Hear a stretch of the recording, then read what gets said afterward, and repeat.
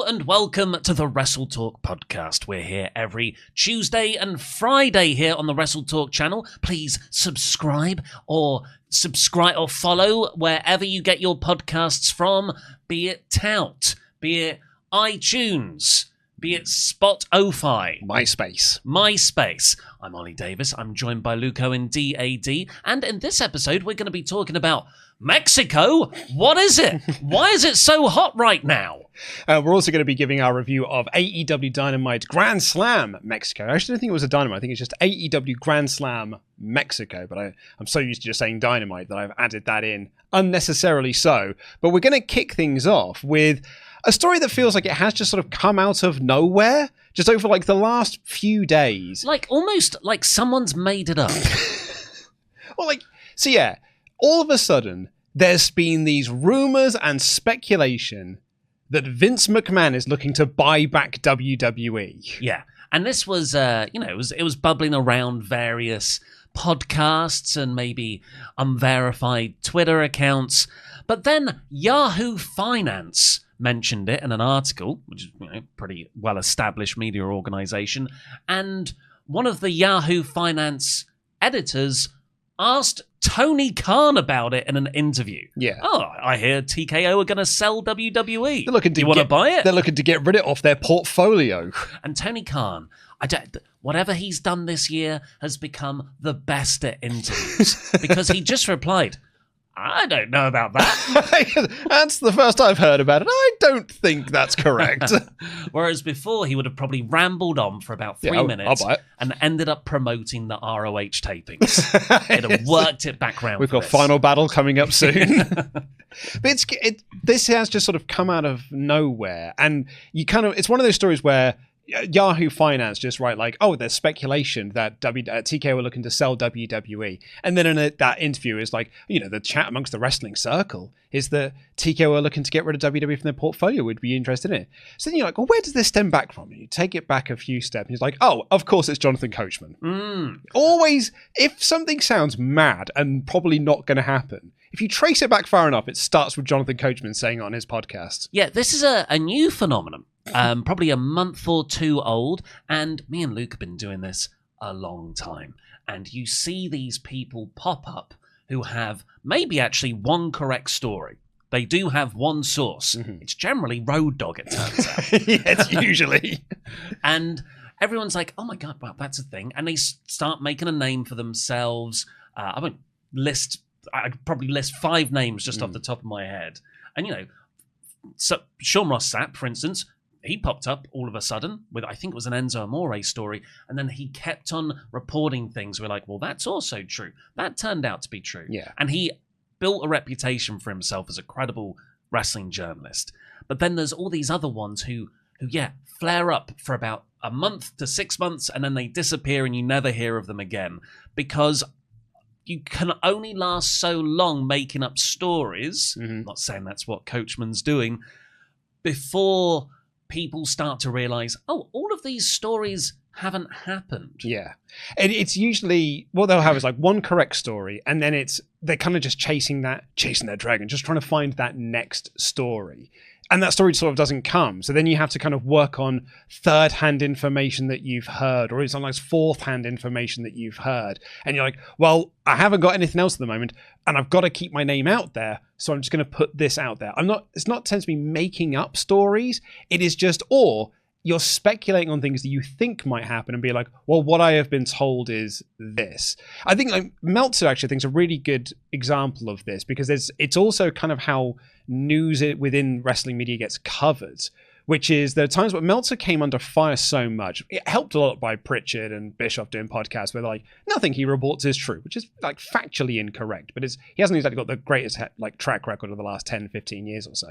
But what would often happen is that Meltzer will be on Wrestling Observer Radio and be like, oh yeah, I think they might do this. Or, they could be doing something like these lines. And then a aggregator will be like, Meltzer reports that this is the creative direction. It's not what he said. He just said, they could probably do something like this.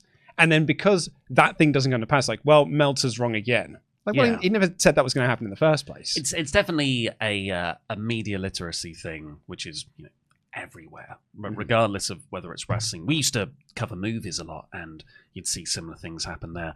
With what was it, Latino Review? I was going to bring up Latino Review. I won't mention any of the wrestling ones, but Latino Review back in the day. But then, he's the guy that posted that Rock story last December. All of a sudden, I was just checking the name. I was like, is that Latino Review? Yeah, that amazing story. That The Rock then essentially himself confirmed, being like, yeah, I pee in bottles and just carry them around with me on movie sets. So you've tracked back this this one line in the Yahoo Finance article that's got everyone talking. You've traced it back to Coachman's podcast. Yeah. Where he says, I said that I talked to a source. This is Coachman talking about everyone else talking about his scoop. Mm-hmm.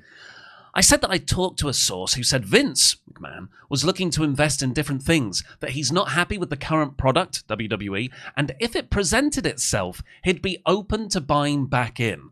And what did Shane McMahon just say? The exact same thing. So I've got that Shane quote as well. There's actually someone asking him about the story that we broke last year with him meeting with Tony Khan, which we did with Fightful Select. Him meeting with Tony Khan about possibly going to do something with AEW.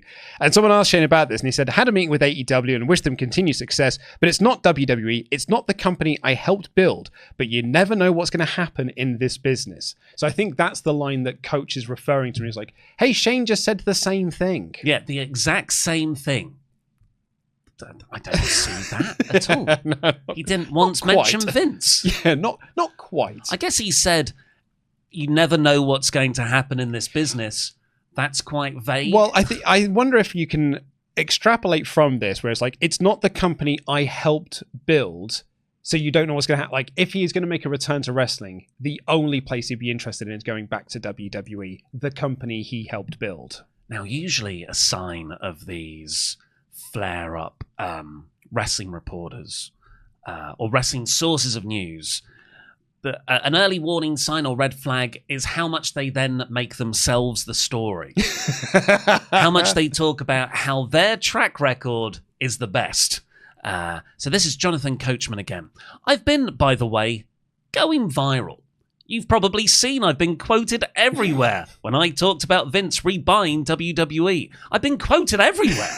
And the one thing I've yet to be wrong about, anything. Just on that.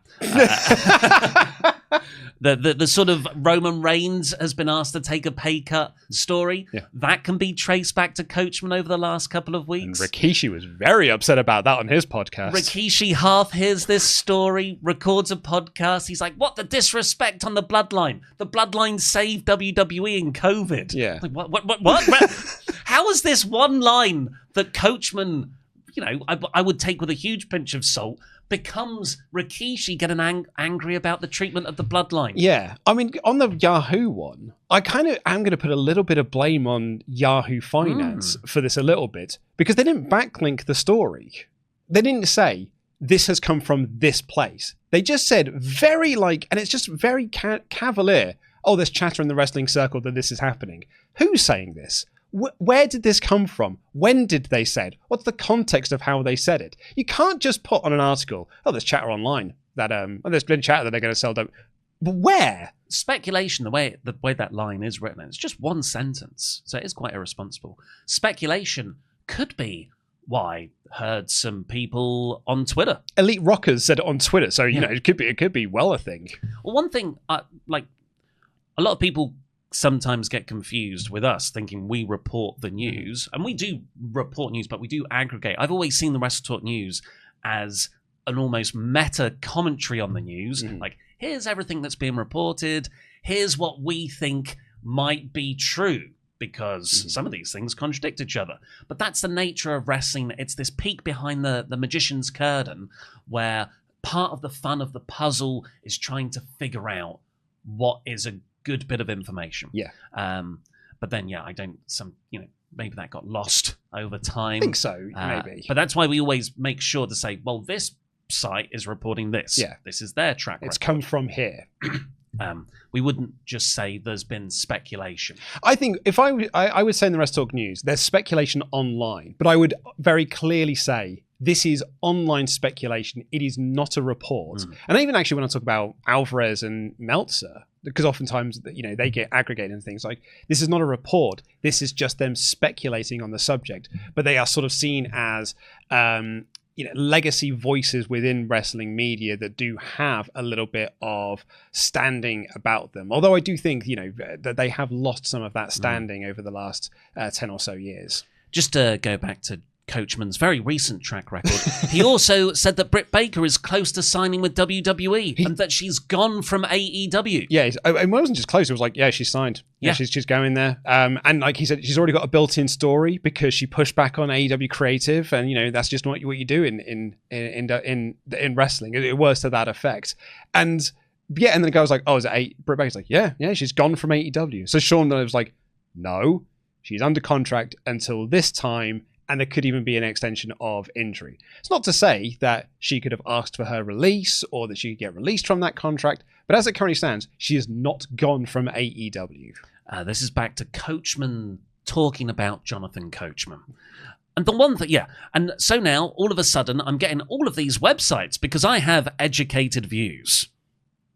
Mm-hmm. Have you ever heard anyone describe their own perspective as educated views? Yeah, Vince Russo. If you had said, I've got some blanket quotes here, who do you think said them? I would have said this sounds like Vince Russo said it. There's not enough bros in there. And I also have people that are tipping me off. Now, do I 100%? Now, do I know 100% he's going to buy WWE? I know he wants to.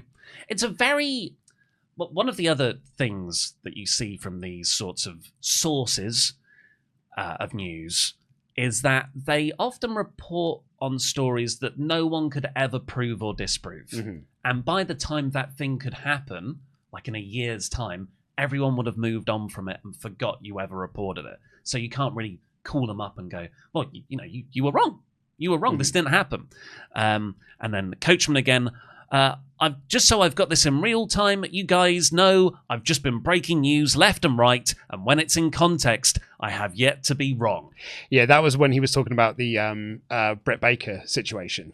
Like, even after this thing and after the Roman Reigns thing, he's then said with the Britt Baker thing, I've yet to be proven wrong on any of my tip-offs that I've got. Now, I'm going to give Coachman some credit here. I'm going to give Coachman some level of credit here. I imagine that Vince does want to buy back WWE. I imagine that Vince McMahon does not like what WWE currently looks like. It's not his style of professional wrestling. It is not how he previously ran a wrestling company. The mat was sacred to him. He would not have sponsorships on the mat, let alone, on the tables, on like everywhere over the show. I would imagine, because this is exactly what happened when he resigned the first time, that the Wall Street Journal reported, he regretted stepping down and resigning because I would have all just blown over, and the wrong people advised me. I listened to the wrong people in stepping down from my position. So if he's now sold this company and immediately got ousted from doing so because Ari Emanuel was like, sucker, got your company, now out you go.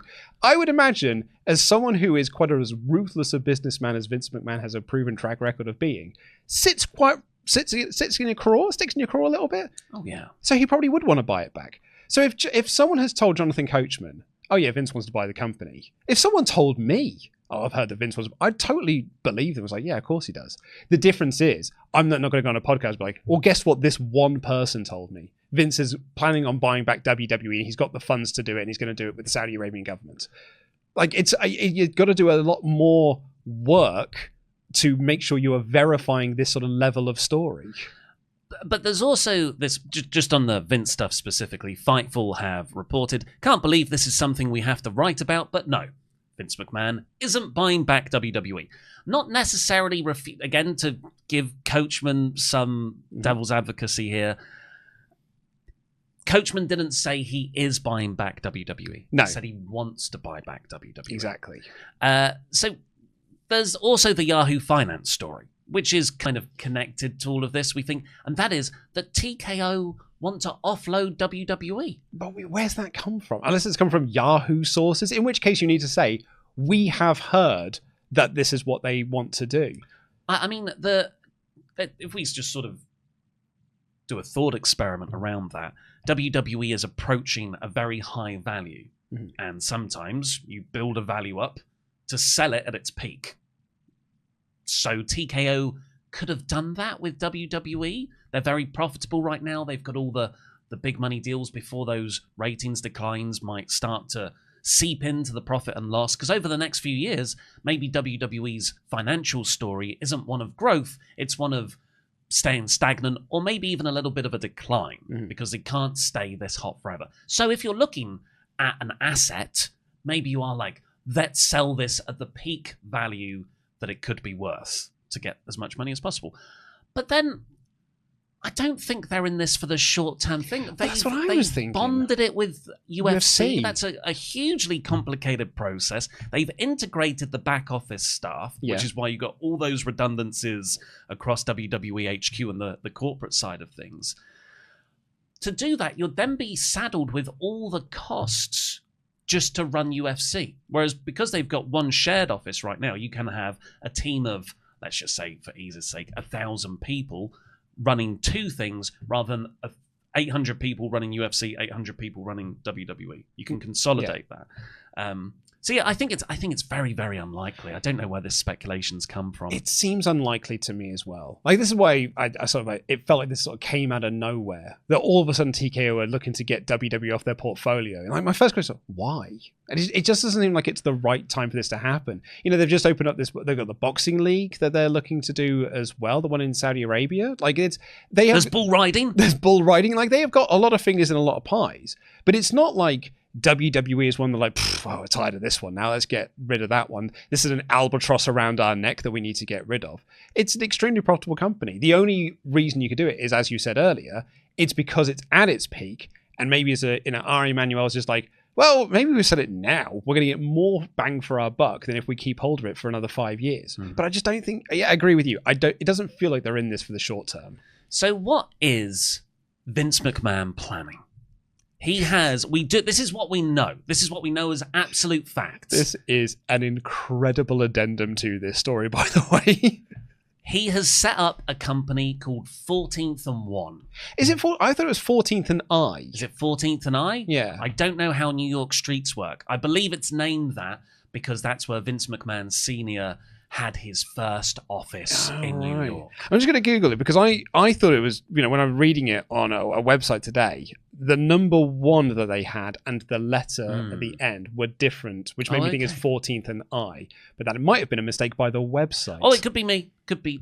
Do not rule me out from making mistakes all the time. 14th and I, Vince McMahon. No, it is I. Yeah, 14th and I. 14th and I. What could I be? Maybe it's the name of the road. Yeah. Meet me down on I Road. Yeah. I drive. So Vince has he's set this up. This is a sports, entertainment, and investment firm. So I think it's kind of, I don't know what I'm going to do yet. Here is a large area of things I can go into. I've got $2 billion that he's raised from selling his TKO stock, which again, I don't see Vince selling his TKO, which is WWE stock, if he's long-term looking at buying WWE. It'd be it's a weird business thing, isn't it? Maybe this is how it works in business. You sell stocks within the company to buy the company. Yeah, I'm going to sell my stocks to buy them back at a higher price. Genius. Next level. It's why I was number 1 for so long. So, yeah, I think it's very unlikely. But he's got $2 billion, which is a lot of money to do anything with. Justin Barrasso has reported, speaking with wrestlers off the record, there is a great deal of support for McMahon, as many note that McMahon is still held in high regard. So this is Barrasso reporting on through his Substack about the idea that Vince could return to WWE. Or he was kind of talking about like Vince buying WWE or maybe even making a WWE return. And again, this is something that I am pretty unsurprised by, that there are people within WWE that still hold Vince McMahon in high regards, because he is someone who was there for so long and built this company to what it was to a point. Triple H thanked him in his Hall of Fame speech. Didn't need to, but felt that he should do. And it comes as absolutely no surprise to me. Barrasso, we should say as well, has also got a bit of a spotty record when it comes to wrestling reporting. But he also, back in the one of the things you could maybe say about the source of Barasso's news stories is it seems like they're being fed to him by WWE. That's what we always speculated on. That's how I always felt it was, because he was always getting WrestleMania plans wrong. It's always when Barasso seemed to really come out of the woodwork, was always around like March time, like February, March time. Here's the big WrestleMania plans, and none of them ever came to pass.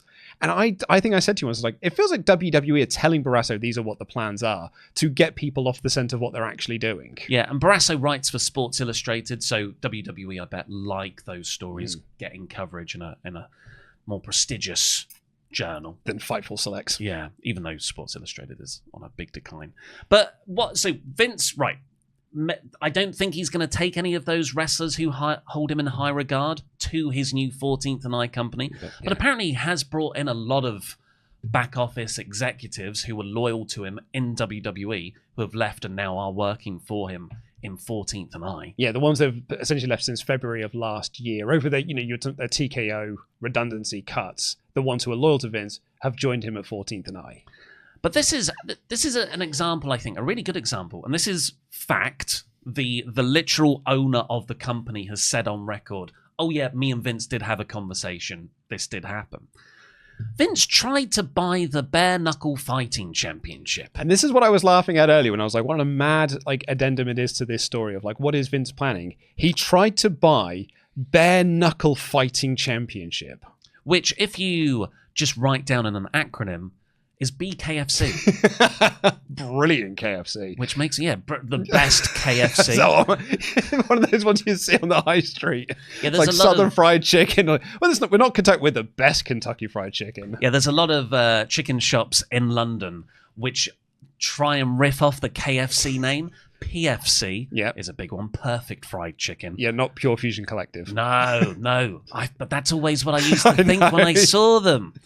Yeah, the Bare Knuckle Fighting Championship, I know nothing about them, but I can tell you they were founded in 2018. They have held 125 bare-knuckled boxing events since, and in April last year, Conor McGregor became a part owner of the company, and he frequently appears there. So yeah, what a roster you could have had on the board. Yeah. Vince McMahon and Conor McGregor. Why not just put the ghost of Jeffrey Epstein there as well?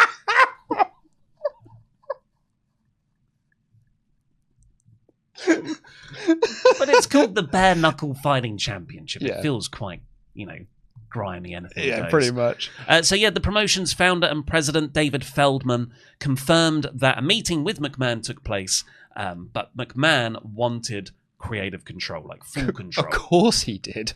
And Feldman didn't want to relinquish that. But he said he's a great guy. His whole team is great, but the timing wasn't right for us. He was awesome, very complimentary, and he was very serious to do business. Yeah, and is this a line from the article itself, which is that the belief is that McMahon will ultimately find himself involved again in professional wrestling. Yeah, so it does feel like McMahon has left wrestling. He's set up this company with loads of money, a team, but maybe doesn't quite know what to do with all that yet. Yeah. And maybe he will just end up back in wrestling. I mean, that line there feels like speculation. Of the belief is, it's not like the sources have said. Because Meltzer said that when he was starting up this company, he's not going to go back into pro wrestling. He is going to try and do other ventures. But maybe it could just be a case that that's what he knows best. He tried to do the bodybuilding federation. It didn't work. He tries to do a restaurant. That didn't work. He tried to do a football league. That didn't work. Maybe what he knows best in some circles is pro wrestling. There was that theory, the WWE board would never get rid of Vince McMahon because the theory was if he left, this company will completely collapse. He's the only person that knows how to run WWE to the level that it currently is, who were then very proven wrong because he left and they became the biggest they've ever been. What do you think he does do? What do you think in 6 months' time Vince McMahon is standing on a press podium thing announcing 14th and I's, it'd be like this. What do the subtitles on the screen say? 14th and I's first official project and venture is. So, question to you before we go into that. Do you think this gets announced before or post the Janelle Grant lawsuit? Do you think he waits until that is done? Or do you think he just plows through and be like, it's not going to affect me anyway, because he probably believes that it's not going to affect him anyway, and I'm just going to just plow on and make my new venture? I think he's an impatient man. I think he will announce before these things are decided. Just as a recap on where we're at right now with that, Vince's lawyers are trying to make the whole suit go to arbitration, which means it won't be publicly discussed in a court, won't be on record, it will be decided behind closed doors. They're arguing that that's in the original settlement agreement. I believe Janelle Grant's side are saying, yeah, but that settlement agreement was breached when you stopped paying. And they're like, well, we think you breached it first, back and forth. And also Janelle Grant's team are arguing, well, the accusations are so severe, it supersedes the settlement agreement, so it should be heard publicly with a court. And now John Laurinaitis has joined Grant's team over there. Something that apparently Teddy Long was very upset about, that John Laurinaitis turned his back on Vince McMahon. But do you want to announce the match that it's now a tag team? But what do I think Vince does next? Movies. Oh. I think he launches a streaming platform. A whole streaming platform? Yeah, streaming platform.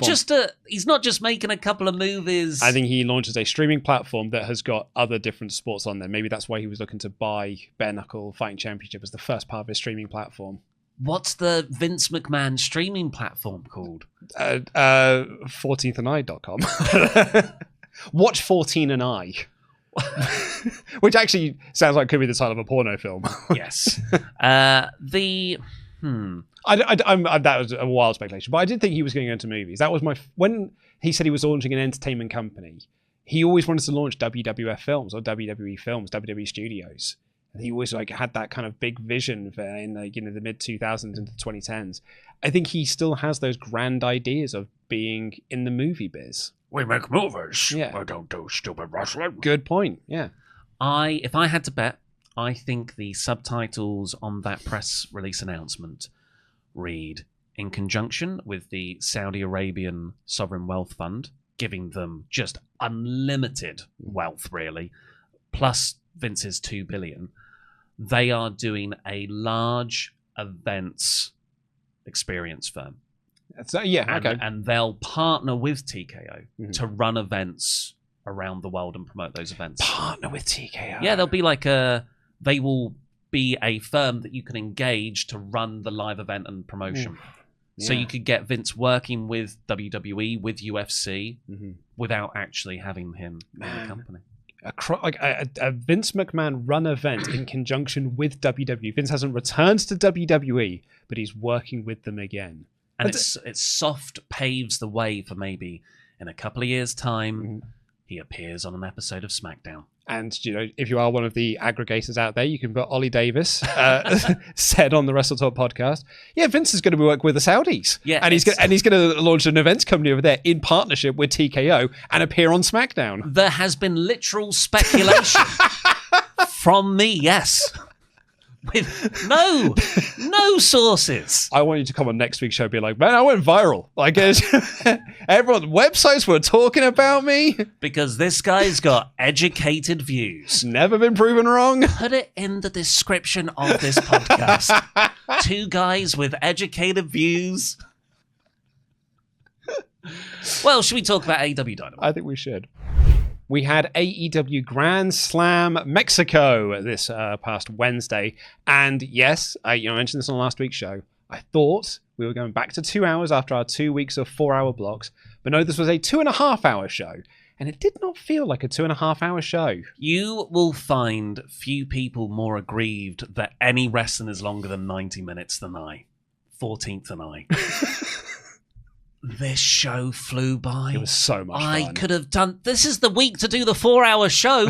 This is one of the most fun wrestling experiences I've had all year. I adored this show. Yeah, this was such a fun... And all it was just matches. It was fun house show vibes. Yeah. It felt like a bottle episode. There were a few things that furthered stories here and there. Got a bit to... further the MJF Hurt Syndicate tag feud with Speedball and Kevin Knight. And you got the, Hangman saved Ospreay, but Swerve wasn't there. But you could totally skip this episode and pick up right next week where last week's Dynamite left off. There were no backstage segments with Renee interviewing wrestlers. There was no wrestler comes out to cut a promo to further a storyline. Like Hangman Page opened the show, but what he talked about, like I found a translation of his promo, was like, my family used to own a tobacco farm and people worked there. They came up from Mexico and they told me how great of a country this is. Thanks for having us. I can't be involved in the 10-man tag, but I can come out afterwards. Sorry, I'm not wrestling tonight. Have a good one. I'm going to kick John Mox's ass as soon as that match is finished. He also said that those Mexican men who would come and help on his farm every summer, that they taught him about working together. And I think, considering everything else that's going on right now in America, because Brody King also wore a anti-ice t-shirt. There's you can feel some soft references towards that. It's in Mexico. It's quite a loaded thing. Oh, I actually read that less about the ice thing and actually more about I've got to work together. That's currently the storyline going into All In. This idea, he wanted to do this on his own. I don't want your help. I don't need your help. And what he's slowly realizing, and the angle they did at the end of the show was he was saved because Will Ospreay and the Ops backed him up.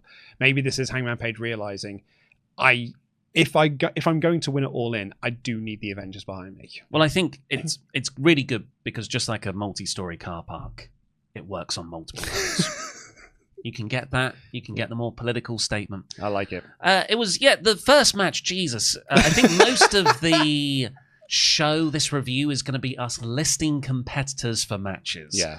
This was a 12-man tag. So I did this on the WrestleTalk News yesterday. I was like, I'm going to get this all in one take. And I stumbled over one word. And the one word I stumbled over was taking on. I got everyone's name right, but I then went taking on. So it's Dax Harwood, Volador Jr., Kyle Fletcher, Konosuke Takeshita, Hechicero, Lance Archer, Josh Alexander taking on Bandido. Oh, was Josh Alexander in it? Yeah. 1, 2, 3, 4, 5, 6, 7. Was it at 7? It was a 14. It was a 14-man. It was a 14-man tag. Oh, man, Alexander got in and did moves. Yeah, but that's not uncommon. That's a fair point. Taking on Bandido, Atlantis Jr., Templario, Brody King, Daniel Garcia, and Adam Cole. I think we can all agree Atlantis Jr. is the worst person on the planet. What a disgusting human being. So I did go down a bit of a Reddit rabbit hole, finding out, I was like, why is this crowd booing Atlantis and Atlantis Jr. so much? And there's kind of two schools of thought on there. Number one is that it's Atlantis Jr. is the right guy at the wrong time. He is a very good worker, but he is not ready to take on the Atlantis name and things like that. But then the person was like, I think he'll turn heel, turn Rudo, and then he'll be able to carry his way through that. But then I did get a message on Instagram from, I'm just going to put this over, from Zuma Wrestling, who said, I'm going to read a bit about this. I'm a big fan of the podcast and stuff. Thank you. The boos are basically a protest against nepotism. He has unmasked a couple of legends pretty early in his career, and Lucha Libre marks don't like rookies unmasking legends without mucho of a reason except being the son of a legend. After some time, it became like an obligation to the Arena Mexico crowd to boo Atlantis every time he steps in the ring. It's the case of the babyface wrestler that doesn't connect with the crowd, but the promotion continues to push them, and the crowd decide we're going to be. It's Roman Reigns. That's exactly. Someone on Reddit said he is CMLL's Roman Reigns at the moment. But it did create a really funny bit in the post-match angle. The luchadors, the good guys, win. Actually, was there a luchador on the other side? Yes. Yeah, Hechicero. And Volador Jr. filling in for Cash Wheeler. This was just chaos and moves. That's what it was. Chaos and moves. And because it was like lucha rules as well, there's not like people standing on the apron. It's just like if you go out the ring, another one slides in. But Atlantis has a very brief fight with Dax. It was a bit of an anticlimactic finish, and he gets a small package on Dax and wins.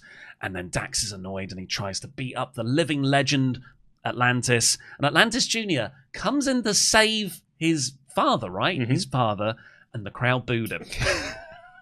It's because they were booing Atlantis Jr. They were booing Atlantis by like extension as well. And so because you did the angle last week to set this match up with Atlantis and Dax Harwood, while this was fun, ultimately it didn't work. Because this CMLL, sorry, I shouldn't say a CMLL crowd, this Arena Mexico crowd. And actually I do think this was not like a CMLL audience. They clearly loved CMLL, but they also really liked AEW. They were super into Brody King. They were super into Will Ospreay. They were into the AEW talent as much as they were the CMLL guys. But this Arena Mexico crowd wanted to boo Atlantis Jr. and boo Atlantis and cheer Hechicero and just be like, yeah, it's because he brings out, it's like, yeah, he's the best. Cheer him more on the baddie team with the Don Callis family. Just in general, although it was absolute chaos, I loved it. It was non-stop action. It was so much fun. It was just joy. All of this was wrestling joy. And Arena Mexico looks brilliant. It looks gorgeous, doesn't it? The color scheme of the greens and the reds and the stage, which looks like it's stacked up on top of each other. You walk on a little balcony and then walk down some stairs. And the crowd, the way it's kind of on top of the... Not on top, but it feels different. It feels more in the round somehow, as opposed to like an oblong shape of an arena. I have always wanted to go to Mexico to watch Lucha Libre. But now it's shot to the top of my list. I want to go there this year. I want to go to a CMLL show. Yeah. Absolutely. After that, we got a video recap of Kenny Omega and the Okada angle from last week. The diverticulitis. Mark Briscoe took on Okada to sort of revenge Kenny. They had a nice little inset promo from Mark saying, we've been friends since the ROH days. Had some clips of them back in the day. Yeah, it was nice. And then they had a fairly standard match, I would say. 70% Okada we got here.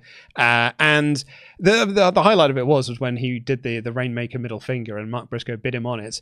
Okada kicked out the Froggy Bow, hit the Rainmaker for the win. Yeah, Mark always puts in a lot of effort. And Okada was also in the ring.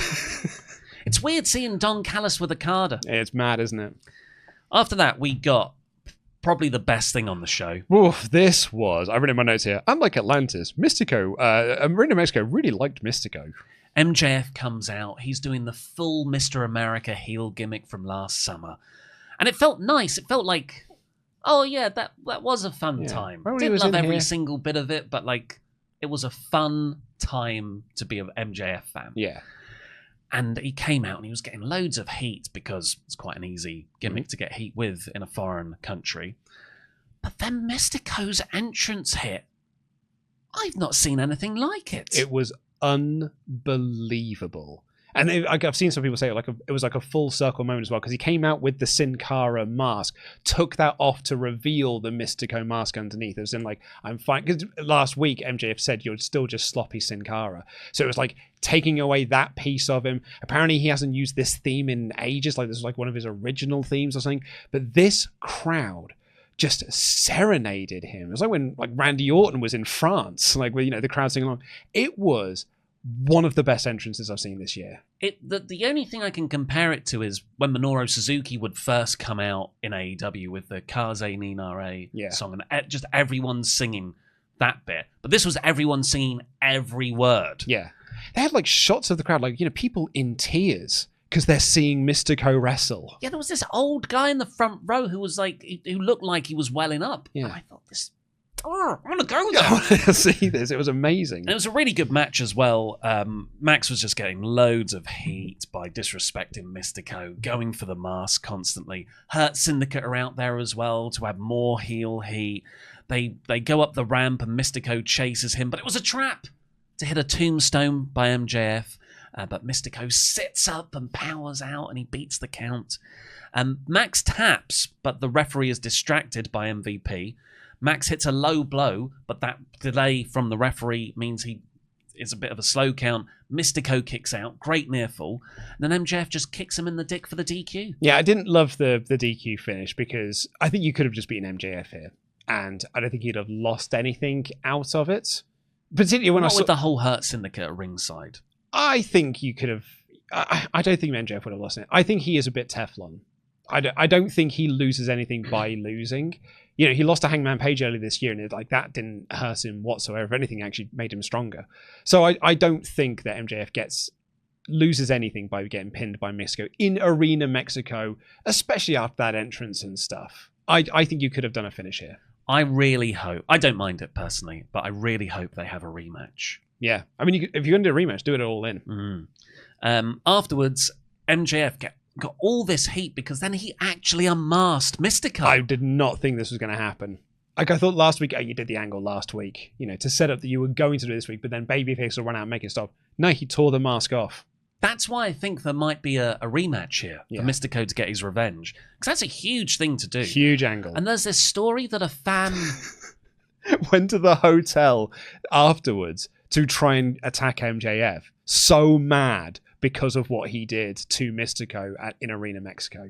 Which is absolutely unhinged, but also kind of nostalgic of a simpler time when people... I read that MJF was very happy with that. Yeah, in fact, the Fightful quote was, he laughed it off and was very proud that it happened. It's the most MJF you can read about an MJF story, that a fan tried to attack him because of a wrestling angle that he did. He was like, that is exactly why I did that wrestling angle. Some luchadors came down to save Mystico, and also Kevin Knight and Speedball appeared on the turnbuckles to take out the Hurt Syndicate. Yeah, it was Bandido, Templario, and Titan. Here's my guess. I reckon Titan was supposed to be Atlantis Jr. As well. Exactly. It's like, we can't send out... has anyone seen Titan recently? He was doing the ROH thing the other day. Ricochet, Hologram, Lio Rush, and Máscara Dorada took on each other in a four-way for 4 million pesos. Yeah. Which I think is about $200,000. Again, just non-stop action. Ricochet and Lio Rush working together early. They never fully combusted. They had a bit of a tiff, but maybe they will join each other later on to become that faction. Oh, that's interesting. I didn't, because I was more... It broke down because Lio Rush was having too much fun with it. He thought they were friends. He was like, I can make fun of the fact you're bored. And Ricochet was like, you do not make fun of that. And that's what broke down their relationship. But this was just... It was just fun moves. There was a bit when Hologram and Dorada just... were just zipping around the ring. Kind of like... when hamsters chase each other around a maze, like it was that quick, and they would go, and then they'll stop, and they go. I said this last year before he got injured. I kind of am curious to know what the plan is for Hologram. What is the direction you're taking him? Because they were putting over. He's undefeated in AEW. He's now like 25-0. So what's your direction for Hologram? Like, where are you slotting him in this show? Well, he beat Lio Rush here to win again. Yeah, that's what I mean. So he's still undefeated. He is now 25-0 or something along those lines.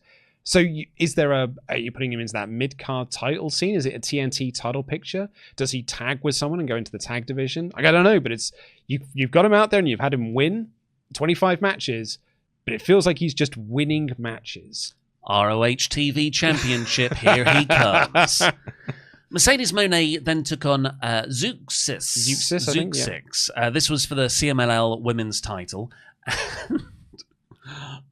This didn't feel like Zeuxis was particularly happy about dropping her title. It's the crowd were not into this match at all. Like, they were noticeably quieter for this match than they were anything else on this broadcast. And it was a match, and then Mercedes won. Yeah, it was very short for a title match, and what happened was a title change as well. So Moné's got these 5 belts now. She looks great with them all on. But yeah, I just kind of felt like Zeuxis took a lot of the offense and didn't really sell any of Moné's moves. Yeah. It felt like Moné was the underdog babyface at times. Maybe she was. Yeah. I don't know, man. Again, much like the opening match, fun though it was, I don't think this fully worked. The post-match angle, completely worked, which was just focusing around the AEW storyline they're building towards All In. As a match itself, I don't think this fully worked. The post-match angle saw Moné celebrating with streamers, and then a vignette plays on the Tron, and it's Toni Storm in a kind of noirish voiceover, black and white with the hat on, and she's walking through town. And it closes with, just like the past, it was all behind her now, speaking about Moné. The perfect setup to Moné being behind Storm being behind Moné. Dressed up like Carmen Sandiego as well. And yeah, and then she they had a little bit of a scuffle. Storm tried to hit Storm Zero on the ramp, and referees kept them apart. I think it's quite a nice little storyline beat for Moné to win the title here. on her quest to win the AEW Women's World Championship, the belt collector picks up another belt. She picked up a belt in winning the tournament. She's picked up another belt here. She's collecting all of these up. I did see someone as well say that when Toni Storm gave Monet the German suplex while she was holding all those titles, they fell off her like Sonic's rings. These 5 belts, whoosh! Monet had a bit of fun as well when she's trying to escape the pull-apart brawl on the ramp. She leapt into a fan's arms. She was being cradled by a fan in the front row. It's amazing. I was like, shout out to Monet as well. She has become the first woman to wrestle in Arena Mexico, Madison Square Garden, the Tokyo Dome, and Wembley Stadium. That is quite a good accolade to hang on your belt. And did you also see the story that she and the Beast Mortos are dating? Yeah. Beast Mortos, he's a lawyer. He's going out with Mercedes Monet. Yeah. He's back in Arena Mexico. First time in 14 years he got to wrestle. Tony Khan went to the CMLL CEO to be like, please, I can't. Claudio has travel issues. He can't be here. Will you allow Beast Mortos to wrestle in Arena Mexico again? The story behind this is he started his career in CMLL and then moved to AAA about 3 years in. Yeah. And there's I don't know if you've heard, there's a bit of a rivalry between those two promotions, and they've got long memories. Yeah, it caused no issues for Forbidden Door for 2 years at all. And the main event was even more fun. Will Ospreay, Swerve Strickland, and the Ops versus the Beast Mortos, the Young Bucks, and Wheeler Yuta and Jon Moxley. Yeah, fun little 10-man tag to close out the show. This was one of those star power matches. You just got a lot of your top guys in there and Beast Mortos, and you're just going in there and just doing a bunch of stuff. Powerhouse Hobbs was great when it took 4 guys to take him down. He would take out one guy and then another one would jump in. That's not enough. Another guy would jump in. That wasn't enough. It's 4th guy's finally going to take him down. But this crowd were so into seeing Samoa Joe wrestle. And he came with such a swagger walking out onto that stage. So finally, I am wrestling in Arena Mexico. Very happy for him. You could tell everyone was having so much fun. That's why I think it feels like that really fun house show vibes. Apart from Zeuxis. Yes, apart from Zeuxis, who, maybe sandbagged Mona a few times. This was really fun, though, and at the end, it's Swerve and Ospreay. They're working together seamlessly, taking out the heels and Mox, but Marina interfered, and Mox hooked the trunks on Swerve to get the win. Yeah. Getting over that idea again that Swerve, you need friends. Yeah, you need help just as much as Hangman does if we're going to beat the Death Riders. Also, I think they did a nice touch of having Will and Will and Swerve do a lot of stuff together because it's likely them versus the Bucks are all in. That's what I imagine the match is, right? That match will be insanely good. Yeah. Hangman's music hits in the post-match because the heels are beating everyone down. He comes down. He accidentally hits a buckshot on Matt Jackson, which is a literal buckshot. Oh, that's right. I didn't even think about that. Because Jon Moxley ducked.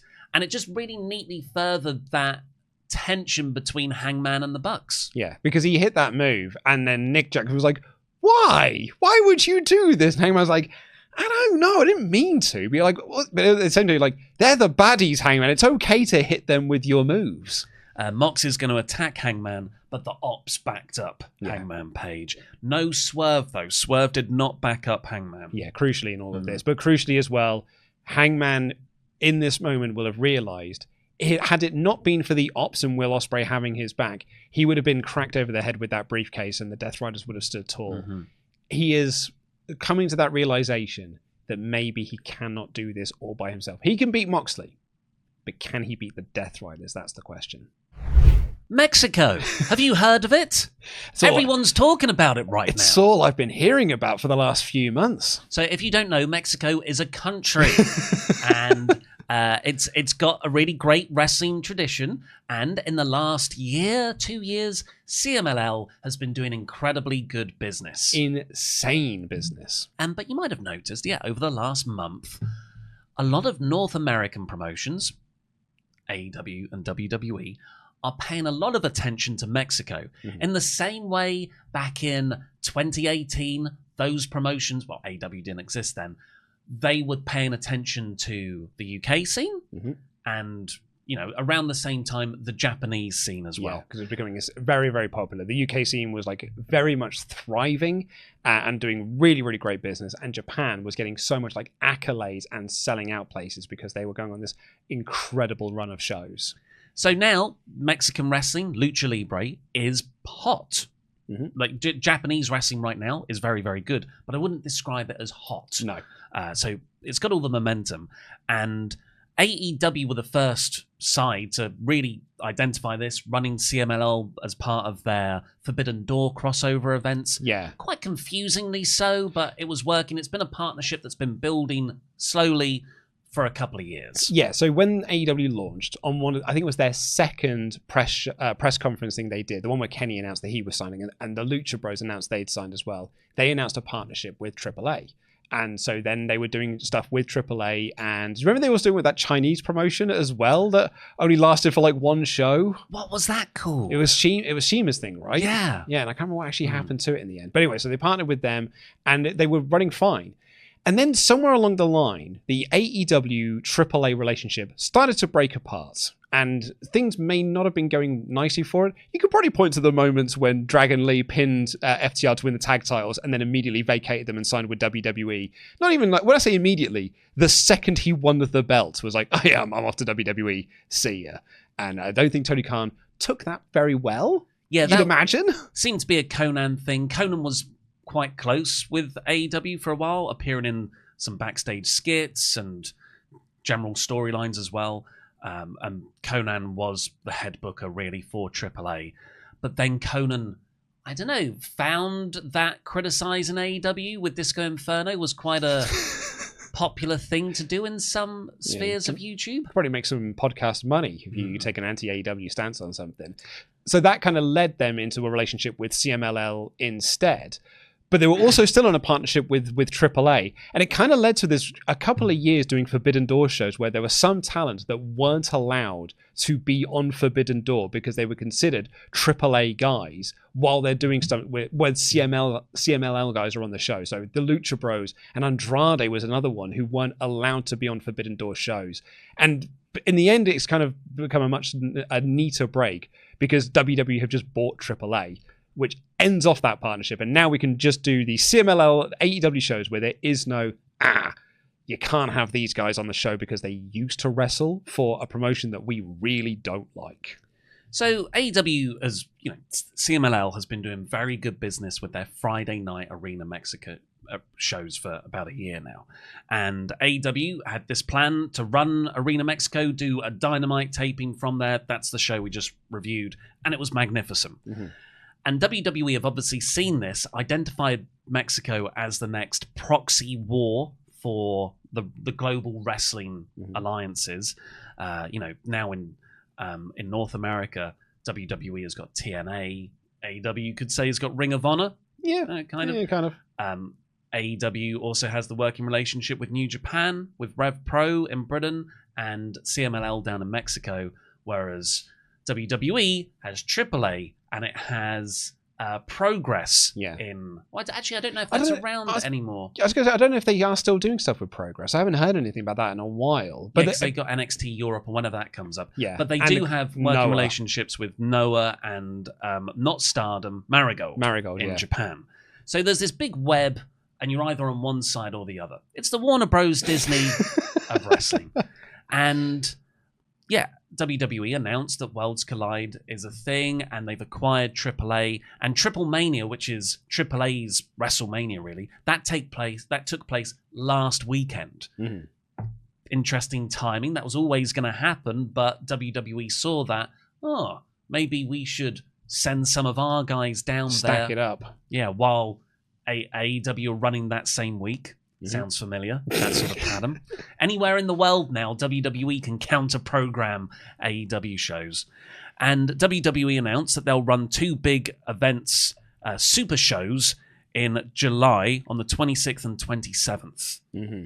Interestingly, because you're right on this one, that one of those shows is going to be with Del Rio on it, with Alberto El Patron. No. Oh, they're not? Oh, good. That's just, I sort of put that as, it'll be interesting to see if Del Rio, how he factors into AAA plans. Because we all thought, when Worlds Collide starts, They'll write Del Rio out by Vikingo winning the Mega Championship, and we'll never hear of Del Rio again. Good. But actually, Del Rio main evented Triple Mania. Yes, with Vikingo again, yeah. And he seems to very much be a part of the storylines. Well, in AAA's, I don't want to say defense, they have spent the last year building the promotion around Alberto El Patron. So, it's basically got to decide, do we want to just let go of the thing we spent the last year doing, and for the WWE money, which is really what Conan was after with this acquisition, or do we just let's just stick with what WWE want us to do and not push for this Patron thing? So why is all this happening? We've sort of already talked about the larger geopolitical landscape of wrestling promotions. I do genuinely believe Tony Khan is in it for the love of wrestling. He adores Arena Mexico. He likes Lucha Libre. Maybe doesn't book luchadors as well as he should do, considering that, on his product. But I think he's gone there because he likes the flavour of doing shows there. Yeah. And having the luchadors cross over. Like the history about it and everything. He's very that's why he's doing shows at the ECW Arena. It's not because, we're going to do great ticket sales there. It's because, no, it's iconic to do a show at the ECW Arena and do a residency at such hallowed halls. That's why I did the Hammerstein Ballroom. It's like, is it a great... No, it's not. It's look at that. We are wrestling in the Hammerstein Ballroom. This is so iconic. And I think he does have a real love of the history of pro wrestling and wants to do things like this. That's why the people shared that photo of him hugging Claudio Castagnoli, being like, this is not what a boss acts like. No, it's what a wrestling fan acts like. He is a fan of professional wrestling. And the way he books shows, I think his philosophy is, I want to respect the history and traditions of wrestling. Yeah. And that includes, going to Arena Mexico. WWE, I do think, is a more cynical reason. They are doing it to cut off AEW's momentum and partnerships in the country. But there's not any money in the Mexican market, really. They're going to struggle to make... This is not a profitable venture for WWE, for instance, if you just focus on the Mexican market. Well, if you discredit Mr. Iguana's merchandise they're about to make. Apart from Mr. Iguana, it's Mr. Iguana. He's got an iguana. So here's my take. And I've not really seen this around so much, but I have said it before. I think WWE is obviously partnering with TNA and AAA and Marigold as feeder systems. They can send their talent there to get more reps, and they can leech them of talent over time as well. Yeah. But also, WWE globally cannot sell their international TV rights because Netflix owns that broadcast around the world. International TV rights were a decent source of revenue for them. International TV rights kept TNA alive in the 2010s. But now, all of these deals that WWE had are open. Yeah, it's interesting. And, if I'm AEW, I'm going to all of these international markets and being like, do you want Dynamite? Do you want Collision? It's 4 hours of weekly wrestling I can give you. And you replace WWE in those markets. And Netflix, is a big platform. But actually, the penetration that the local TV networks have, particularly in places like India, is far in excess of what WWE would be able to reach when they're on Netflix. So my theory is that WWE are making these TNA, AAA partnerships so they can sell that content to the international markets to block AEW getting those deals. And that's your report. That's what And they're going to do it with the Saudi Arabian money, and Vince McMahon's going to consult. I think you might be onto something. I think that's a really good shout. I hadn't considered it until you'd mentioned it a couple of weeks back. I was like, I think it's an international TV rights deal. I think you're probably right, but it's also, this is what Triple H's plan was many moons ago. Local globalization, that was his buzzword that he had, and he was going to launch NXT Mexico and NXT Japan and NXT Europe. Well, it was going to be NXT UK, then it became NXT Europe. And apparently they're starting out those talks again of doing NXT Europe. They wanted to do some stuff over here. That's why they held the British tryouts recently. They had people like Tate Mayfair's reportedly there and Riho reportedly there. When we were at the Raw and SmackDown tapings, there was a bunch of talent that we kind of know of that do stuff with Hustle that were extras on that show. So I think they're going to look to do NXT Europe, and maybe it could be an international thing, or it is actually just, this is local globalization. we're going to be NWA, the wrestling promotion, not the rap group. We're going to be the National Wrestling Alliance, and we're going to have territories. And this is our Mexican territory, this is our Canadian territory, this is going to be our Japanese territory, and this is going to be our UK territory. And we've got a couple in North America as well. So it could go either way. It could just be the monopoly. Yeah. And before that would have been called NXT Mexico, but now it's just called AAA. Yeah, because it's probably better branding. Yeah. It's what they found with NXT UK was they struggled to launch a whole new brand when in a UK market, the people were quite loyal to the brands they were going to. If you were going to Progress, you were a Progress fan. If you're going to Rev Pro, you were a Rev Pro fan. There were lots of conversations in the British Wrestling. It's like, oh, Rev Pro fans are like this, Progress fans are like this. There would be crossovers in there, but there are sort of blocks of them. So when WWE launched a company, the Rev Pro fans were like, well, I'm not going to it. And Progress fans, well, I'm not going to it. So they struggled to sell tickets. It would have probably been more beneficial to them to just bought Progress. And then they wouldn't have had the NXT UK problem they'd have had because they would have just had the Progress show and those Progress fans. Same with AAA. You could launch NXT Mexico as a whole new thing or just buy AAA. You've got some comments here from last week's episode. Do indeed. Usually yes. I get these, so I don't know what's coming up. Yeah, well, you were finishing watching Grand Slam Mexico, so I thought I would go through. We were talking about Goldberg last week, and we were looking for people to share their Goldberg memories or fun facts about Goldberg that you might not have remembered. And the Fig Game Hunt here says, been a big fan of Goldberg since his days as Christopher Moltisanti stunt double back in his New Jersey days. Mr. Red said, something about Goldberg that most people don't know is that a lot of his naming conventions come from his days on the British indie circuit in the 40s. His name, in fact, is from the era. He used to be called Jerry Goldberg. His gimmick is that he was the son of a rich coal mining company that was named after himself called Goldberg and Jackson Coal Mining Company. His finishing maneuver is actually a reference to the gimmick. The jackhammer is a tool used by British mining companies all the time. Very good. Who was that? Mr. Red. Yeah. That is excellent. Slave Abe here says, Okada and Omega have both lost a step or two since the height of their feud, so I'm tempering my expectations for the All-In match. Goldberg, on the other hand, is as good as he's ever been right now, if not better. He deserves one final title run, if only to reward him for his selflessness as a wrestler. Everyone knows the story of how San Martino pushed endlessly for Bill to be the one to end his first run, but Goldberg knew the reign had to continue to solidify Bruno's legacy. What a guy. The business will miss him. And this is my favorite one. So Mulch put a comment, said, if Goldberg wins, has another run, I'm done. If he beats Gunther, it's a joke. Go away, Bill. No one cares who's next. And Diabetic Man replied, kids these days don't understand how good Goldberg was. Man was pulling out all the cool flips back in the day. Excellent. I really enjoyed replying to someone really upset about it, being like, no, he did cool flips. Goldberg doing flips. It'd explode. I think isn't he looked like he couldn't actually climb up those turnbuckles to pose, let alone do a sunset flip. Oh, I can't wait. I cannot wait for the chaos.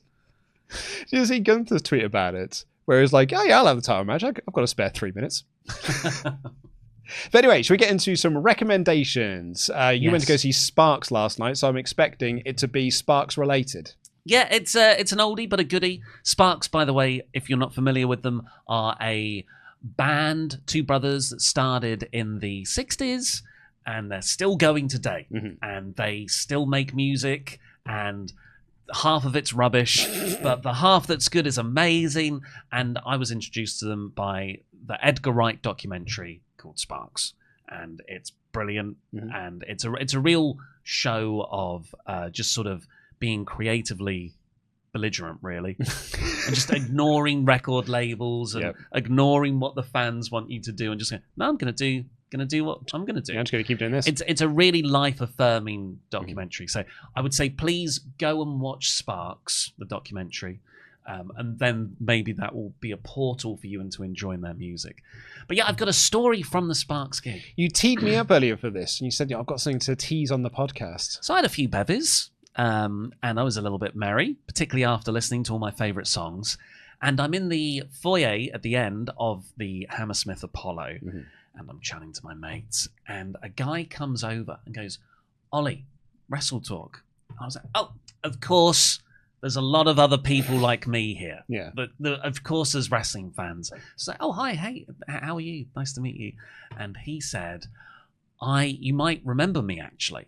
I was like, oh, God. And he said, I'm the guy that sat in front of you are all in last year and loudly complained about the Young Bucks never drawing money. No way!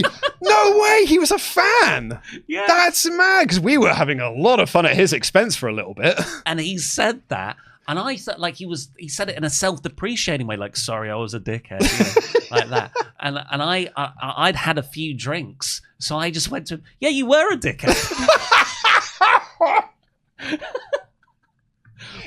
If anyone that doesn't know this story, at last year's All In, this guy was so mad that people weren't cheering for Mercedes Moné, A, and so he really wanted to, and it was calling her Sasha Banks the entire time. But B, the thing that made us laugh the most is that he was complaining about the Young Bucks and said, the problem with the Young Bucks is they've never drawn anything. And we then were like, you're at a show called All In, named after a show that they sold 10,000 tickets for. Yeah. It was quite an annoying experience sitting behind him. But yeah, he said that, and even though I thought him admitting that he was a dickhead gave me license to joke, oh yeah, you were a dickhead. Yeah, like as a joke, a big grin on my face. And he looked so sad. Oh, like, he just had this flash. Oh, and I was like, oh no, I'm just kidding. And I just tried to work it back around. Man. So I did genuinely mean it as a joke. Although he was annoying on that day, but I didn't really call you a dickhead to your face. I hope he does see this. But then we chatted. I made sure to chat for like 3 minutes afterwards. Yeah, good. To diffuse that. that. I started to sweat a little bit then. I don't like that at all. There was I was listening to a podcast recently of someone who met Chesney Hawkes, and when they were a kid, Chesney Hawkes' first album, the one that's got the one and only on it, he always was like, I had a poster of Chesney Hawkes. Like, I loved that album. It's not just that one song. I loved the whole album. And then he was at an event and he saw Chesney Hawkes, walked up to him, and I was like, oh, Chesney, loved the album. All like partly starting the conversation in his head. And Chesney was like, oh, the new one? And he had to be like, no, I mean the one that's got the one on it. And he was like, I always wanted to meet Chesney Hawkes, and it was the worst possible way to meet Chesney Hawkes. Thankfully, the producers of the show then got Chesney Hawkes into studio so they could have like a better meeting of that. This is why I don't go up to famous people when I see them. Yeah, when we saw Kurt Angle at that WWE event in 2020, you would not go up and see him. No, you would not go up and speak to him. I'm happy to appreciate from afar. But yeah, what's your recommendation? So my recommendation, I've got a band recommendation for you, actually. Let me just double check that I'm going to get the band's name right. Let me just load up my my playlist. Now that's what I call Luke. They're a band called Cheem. Cheem. Yeah, two songs in particular, WTFU and Faster Fashion, which are both off the same EP, I think. They are a little bit like, and I'm not going to compare them to this band, but one of the things I found very interesting about Sleep Token in sort of like over the last couple of months, I've been like, I'm hearing a lot of people talking about Sleep Token. I'm going to give this a go. And I've struggled with it a little bit. And one of the reasons why I've struggled with Sleep Token is that they are not just one genre. They are 20 genres that will in one song, and they will just change between genres in each of those things. I find it fascinating, and I love what they are going for. I love the fact that they've done so much from like so little, and the show that did a download I've heard was spectacular. It's just I've not found like my hook for it. And Cheem have been a little similar, where they are like 20 genres in one song, and there are parts of those songs I really like, and then there are other songs on the albums that I'm like, this is dreadful. But I also think there might be someone who thinks that song is great and the song I like is bad.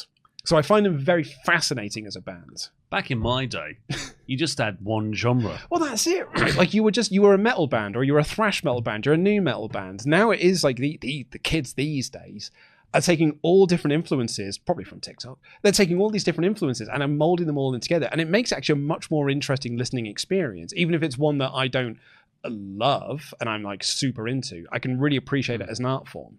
Well, I think it's the sort of platform mediums of stuff like Spotify. You can listen to everything and you can flick between genres really easily. Whereas when we were growing up, it was like, okay, here's my CD. It cost £13. That's all I can afford for the next 2 weeks on my pocket money and newspaper round. So I'll listen to that. And there's that one CD, I'm going to listen to it again and again. And I don't have enough money to just take wild bets. No. So I'll get another album that sounds like that album. Whereas now everyone's got access to everything. Yeah, you get a lot more cross-pollination. Yeah, and you end up with what I've got, which is like this big 2,000-song playlist called Now That's What I Call Luke, which is eclectic to say the least, I would argue. Tegan saw it and thought it was madness because she believes that... Are they on there? Because madness are not, unfortunately. But Tegan believes that no Spotify playlist should be longer than 20 songs. I once saw Suggs walking down the street in Soho. They say it's the first sign of madness. Hey! It's a good way to play us out. What do you want to... Should we try and get madness as our yes, word we need of the a week? secret... Or baggy trousers. Baggy trousers. Madness? I like the Goldberg stories. No, we need something different. I'm content to No, just no, have we need one. something different from the Goldberg stories. All right, okay, let's go. Let's go madness. Yeah, try and get madness into your... Maybe stories about Suggs, getting wrestlers involved with madness. Let's see what you can come up with. Well, thank you very much for joining us here today. Please do subscribe or follow wherever you're consuming this content. And also go over to patreon.com/WrestleTalk, where you can get more podcast chat. There is a very long Night of Champions 2010 review and our Rise and Fall of the Nexus series over there. And also our discussion on R-Truth's career. Yeah, absolutely. And tomorrow here on WrestleTalk, we've got a new episode of TLC where Ollie Sullivan and I will be ranking our 10 best heel turns. And over on Patreon, it'll be our 10 best face turns. And if you're listening to it on the audio feed, that'll be going out as podcasts as well. So yeah, we'll see you next week.